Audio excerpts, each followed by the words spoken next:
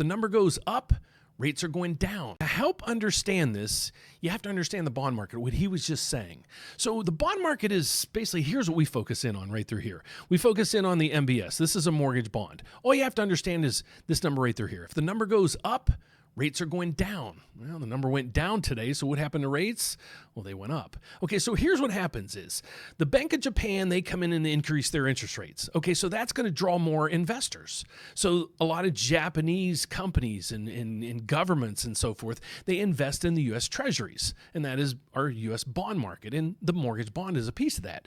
So now what he's saying, Rick's saying at the end, well, the Japanese, their rates are going up. It's going to attract more buyers, maybe less buyers from the United States. But are the Japanese buyers who usually buy a lot of the U.S. Bonds, are they going to just say, our rates are good enough now in Japan, we're just going to keep our money over here and not buy our bonds?